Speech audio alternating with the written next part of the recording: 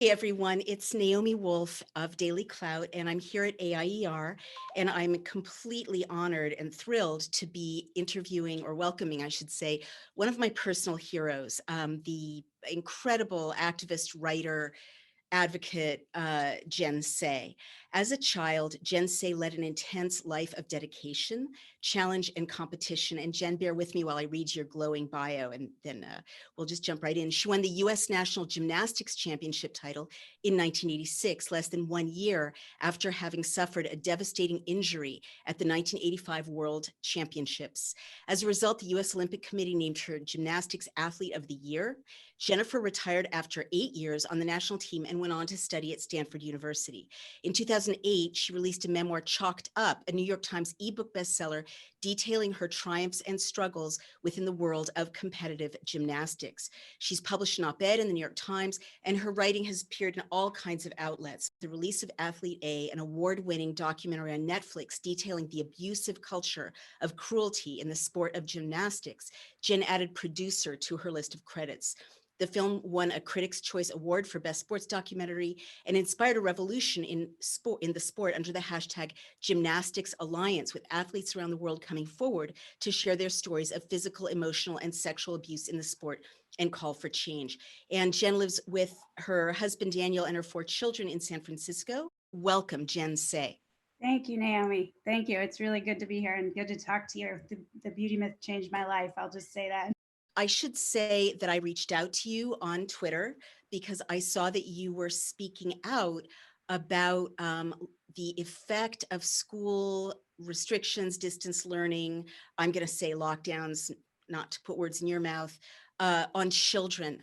What led you to start to speak up about that, Jen? Well, I live in San Francisco, as you mentioned. I have 4 children. One's actually in college and does not live at home with me, but he hasn't been in school for the last, year either. And I just, we're the most restrictive here. We haven't had schools open at all. My kids have every privilege they could have in the world, honestly, a stay-at-home parent, great Wi-Fi, educated parents who can help with the homework. And I think the effects are still devastating. There are public school students. I'm a strong believer and supporter of public schools. I've done 15 years in the public school system in San Francisco. And because of the age range of my kids, I have another 15 to go. I'll let you figure the math out on that. And I'm just devastated, not just for my own children, but for obviously those without the same advantages mine have. And over 90 private schools have been open all fall, over 70 city-run learning hubs in schools and community centers are also open safely, no outbreaks, nothing. And the kids that are suffering, all kids are suffering because the isolation is terrible. Um, and I just feel like no one's speaking up for the kids. Who is speaking up for them? I understand caution at the beginning. We didn't know, but it's been very clear for some time that kids are not spreading and they don't get very sick. And yet we're denying them an education, which is essentially denying them a future. You mentioned learning hubs.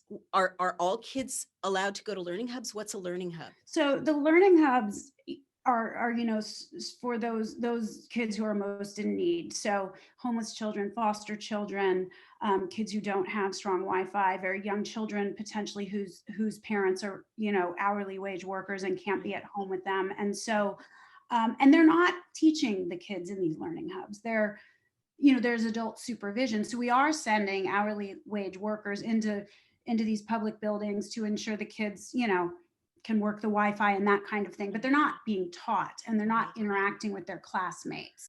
Can I just jump in to understand San Francisco, the wokest city in the world, when I was growing up there, a beacon of kind of egalitarian ideals, sounds like it's created a very class stratified system in which affluent kids are having a normal human, good, enriched experience, a social life, extracurriculars.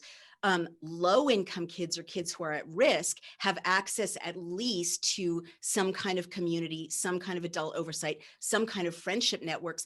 And kids in the middle are being completely marginalized and isolated and stuck at home and kept from having those experiences. Is that an accurate description? Yeah, I mean, I think It's a fair description. I wouldn't say that the low income kids have it particularly good. I mean, I think of the 54,000 San Francisco public school students, there's approximately 6,000 that are accessing the learning hubs. And so that's optional. You have to sign up for it. It's a service the city provides. It's not Right. required by any stretch, but So it's not school.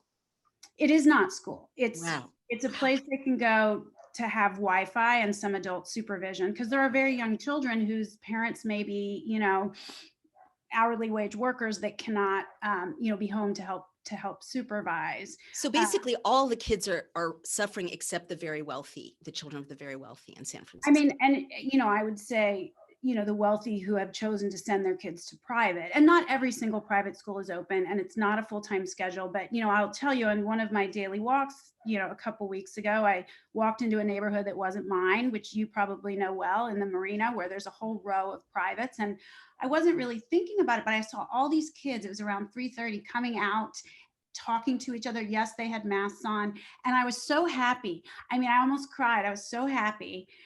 And I realized I hadn't seen these cohorts of children interacting and talking to each other in so long. My And then God. it made me so sad, because I realized that most of the city's children don't have that same opportunity. Oh, Um, and so, to be clear, it's not just that they have access to face learning. For middle and high school children in particular, although I would argue all children, the socialization aspect of school is also absolutely critical. right, And so, they're missing all of that. For very young children, I have a kindergartner, you're learning to socialize and play with right, others. For older children, I have a senior in high school. That's when you're individuating, right? Like, right. my kid shouldn't be with me at all, right? No, He's a senior in high school. He's getting ready to go off to college. He doesn't need to hang out with his mom all day. right. The whole point of this time for them is to start that separation process so they're ready to go out on their own, and then sort of everything in the middle. So, at this point, over half the nation's public schools are open for at least part-time learning. Mhm. And in the city of San Francisco and other districts, but we have had zero. And the mayor has even said, she said it yesterday, there will be no school What? this spring. She said, and What? and and she's pushing really hard, and I have a lot of respect for the action that she has taken. She doesn't own this process. She could have acted sooner, but I'm gonna elide that piece of it. But it really rests with the school board and the unions. And so she's doing what she can. And in fact, the city is suing the district right now, um, saying, around on the grounds that it's a constitutional violation. We are Yeah, denying these children a civil right, which is the right that's to a right. free and equal education. And they're suffering. I mean, I think we've all read the articles. Whether or not we all care and take them to heart or not is, a separate question. But children are depressed. There are, suicides that are happening with older children, and even some not older. I mean, we've Right. seen suicides. I think the youngest cited in that New York Times article a couple of weeks ago was 9. But depression, learning loss, anxiety, lack of socialization, and of course then, falling behind. And so I feel like every child is suffering because of this. And I even in the beginning. And I understand wanting to take an abundance of caution, but it's been very clear, I would say, since I would go so far as to say since the summer, Right. certainly since the early fall. And there are copious studies at this point. Germany, the study in North Carolina showing that schools are not drivers of spread. In fact, often rates of transmission are far lower than they are in the community, even when there is high transmission in the community because of the safety protocols taken in Right. schools. So it just seems to me quite cruel at this point. Well, are they worried that their teachers will get sick? Are they not persuaded by the studies? What's the reason Yeah, I for mean, I'll speak sort of broadly. And I think, many of us have read the studies. There's fear, and I'm not going to question, why they're saying they're hesitant. I understand that, and I'm at home, so Mhm. I would go in and teach the kids. I Right. don't. I would be happy to. I have a different job, so I don't know if it's possible, but they're afraid. But again, I think the conditions are being met. The conditions the public health leaders have set forward around how to do this safely are being met. And Wow. so at this point, I'm sort of flummoxed, honestly. I really am. And San Francisco and California more broadly is lagging. Many states have been open. As I said, I think nearly 60% of public school students across the country have been in school since the fall. Wow. Um, Does that so break down by red state and blue state, Jen? Do you know? it does, from the, articles and, all the data that I read, there does seem to be an alignment to that, Right. although it's changing. Right. And, there are states, we're seeing New York schools open, even for the older kids, middle school, Right. now it's opening, Rhode Island. So Thank these God. are democratically led states. So it does seem to be shifting as the evidence becomes clear, but California is kind of holding steady. What actions do you know of that parents have taken? Well, I think there's a couple things here. This is hard. I've been trying to speak about this and get parents mobilized for many, many months. I've been speaking on it, but really trying to sort of activate and advocate publicly with parents at least since the summer. And I think people are scared. Mhm. They are scared for their own children. I think they support teachers, which I understand. I Yeah. have a ton of teachers in my family, and they don't want to appear to be sort of denigrating teachers, which Mhm. I understand. But, I say I'm pro child, I'm not anti teacher. This is about Right. advocating for children. The unions are there advocating for teachers. That's fine. Mhm. Who is advocating for the children? That has to be the parents. And so I think people are hesitant. I also, in all fairness, who's Mhm. not overwhelmed right now? I got 4 kids at home Yeah. and a full-time job. It's hard. How do you find the time and space to show up at Right. rallies and do all these things? And so I think that's part of it. I think a lot of the wealthier parents in the city, their kids are in private. Right. Um, and not even just wealthier, but Mhm. upper middle families do what they can to get their Right. kids in these private. So it's a bit of, well, if it doesn't affect me, then it's not really my issue. And I Yeah. think that is changing. I have had lots of meetings lately with lots of parents, encouragingly many who don't even have kids in public, whose Oh, kids are in private, and good for think it's them. just an embarrassment, frankly, that Yeah. their kids can go to school and other parents' kids can't. I'm So there was a survey of public school parents here in the city, which I obviously took, and nearly 60% of parents said they wanted to send their kids back, that they yeah. would send their kids back. So that's a majority. Yeah. 40% were very nervous, and said they wouldn't yet. I believe as they see it kind of unfold and it's safe, that more parents would want to sign on. But so there is a split, though, right? That's a significant number, 40%. So for those teachers that are older, or immunocompromised, they can be no one is saying it has to open for everyone and Right. there's no virtual option. Everybody is agreeing a virtual option needs to be retained for now. Mhm. And so you could divide the teachers up in that way. Absolutely. There are other creative solutions people are proposing. We live in California. Yeah. Why can't we teach outside? Ex- The mayor's courage and the city attorney's courage in suing the district, I think, is Yes. starting to create some movement. Could put up a tent. I mean, and ventilation. I mean, I'm sorry to be such a nerd about this, but according to the American Association of Physicians and Surgeons, when you open a window, it drops viral load by 50% in 1 minute. So it does seem like there are extraordinarily restrictive ideas about how to get kids together learning again. I agree with you. Open doors and windows provide the ventilation necessary. And, many folks, would argue that these are old buildings, they're not well ventilated. Well, I know for a fact from my friends in Europe, that's what they're doing there in the schools Yes, that have been open. And they've shut absolutely. down periodically, but that is not the same as not a single day of in person. And obviously those buildings are older in Europe. People who have not yet seen Athlete A, or who just don't follow your career for whatever reason, might not know the details of what you did in terms of putting a monstrous predator in prison for a really long time and saving the lives of dozens and dozens of victims. Do you want to briefly tell people what you did in that regard? Yeah, the reason I'm involved in it, as you mentioned, I'd written a book about the abuse of culture in the sport, which is incredibly emotionally and physically abusive. And that, in my mind, allows for the sexual abuse to occur. His name is Larry Nassar.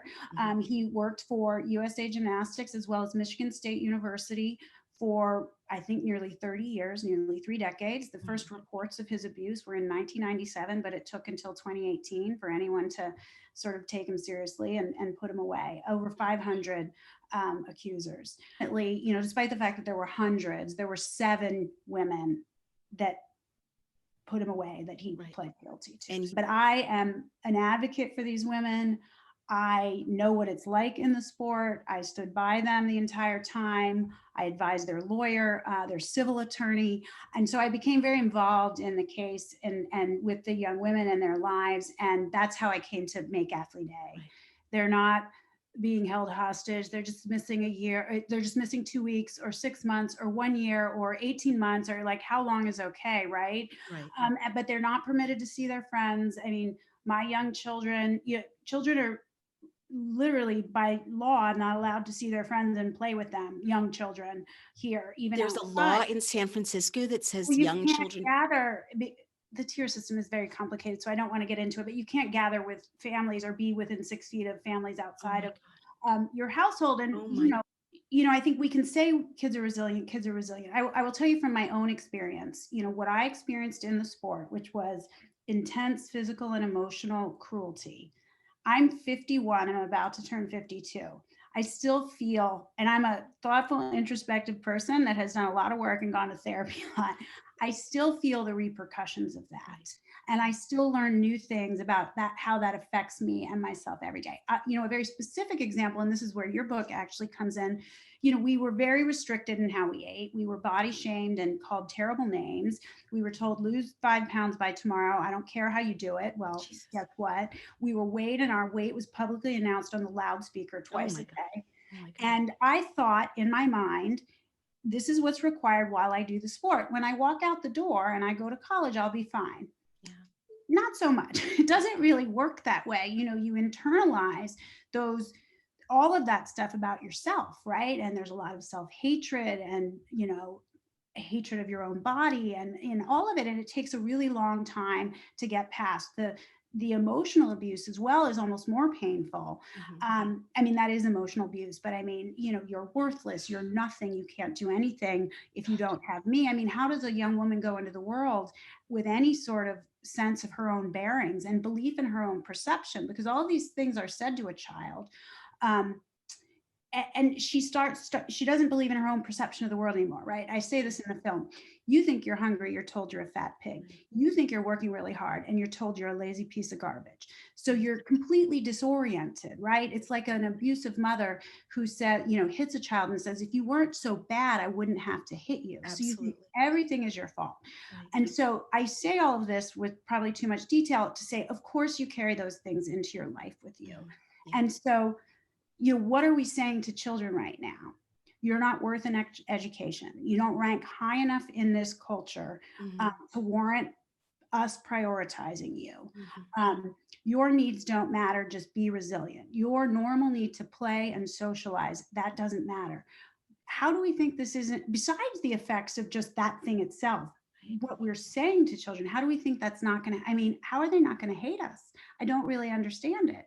And so, to me, this notion of be resilient, and what frustrates me about it is these same folks that are saying that wouldn't have said that to a victim of sexual abuse a year ago. Oh, you're No. resilient, just get No. over it. Yeah. That's sort of unthinkable, right? Yeah. You're Yeah. resilient, just deal with it. And so why have we pivoted so aggressively to thinking it's okay to say to these children who are truly suffering, and we know they are, the rates of depression are high, there's suicide, there's all of these things.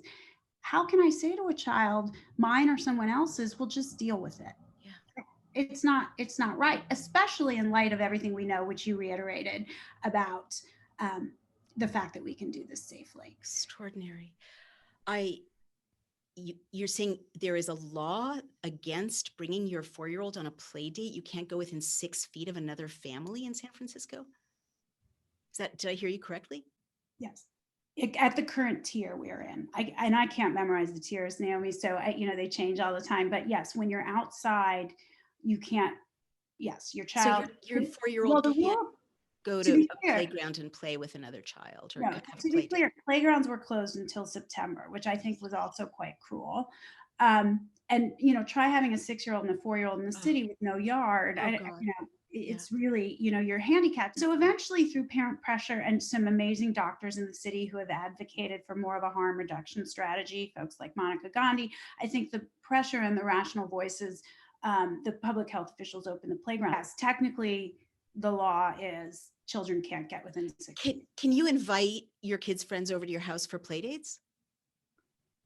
not legally. So there are laws in San Francisco saying you cannot bring your friends into your house. Am I hearing you correctly? Yes. And who Well, makes because you those? can't have the households mixing. Good God. So this is like Britain. It's like a tiny little piece of Britain where children are suicidal, and adults have also been broken by this regime of isolating households. And has anyone in who's made this decision presented science to back up why 4-year-olds can't have play dates with other 4-year-olds?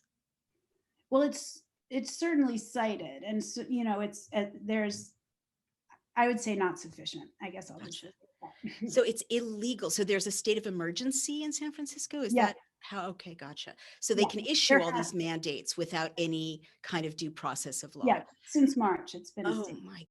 In your dream world, what will happen in San Francisco? What should people do? What's the goal, and how can people help? In my dream world, K through 12 schools are open as soon as possible this month, Yeah, literally, yeah. um, with a virtual option. And kids who choose that can be home, and the vulnerable teachers can be the ones to lead that process. But K through 12, and that's the other frustrating part, is even in discussions about possible opening, it's really just the very youngest. It's K through 2. And those who have special needs, et cetera, and homeless children, no one's even talking about, 6 through 12, middle Oh and my high school. God. And, an education is the ladder, right? Yeah, That's the access to opportunity. And we've removed that for we them. have. And I fear there's middle and high schoolers we're losing forever. Well, look, how can people support you or add their voice to yours? Do you have a website? Are you just a lone person? Are you going to join up with other moms? Like there's a Transpartisan Moms for Liberty who are starting chapters to reopen the schools. They kind of come from the right, but they are reaching out to the left because they say this is a transpartisan issue. Are you just going to, have your voice out there and hope other influencers join you and other parents from all walks of life join you? What can people do to help, Jennifer? Yeah, so I'm part of a group called Open Schools California. So we have a website, we have a Twitter handle. You can follow us there. We represent over 75 counties in in California. I would say we sort of come from the left more than the right, which I think is interesting because I think the assumption is folks who want schools open come from the right, and it's simply not true. We're Californians. We all come from the left for the most part. We're a diverse group of moms and dads over 75 counties. So Open Schools California is one way. There's another group in San Francisco called Decreasing the Distance, and we do sort of join forces with them.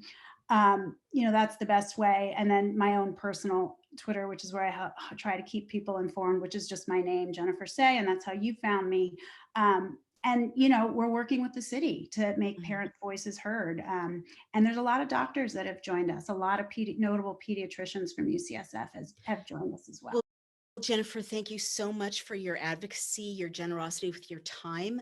Daily Clout stands by to publish anything you or your group want to do, regular updates, come back again. And, as you did before, once again, you're standing up for these children who can't stand up for themselves. They can't pressure the mayor themselves. And thank you for speaking out for the children of San Francisco and California.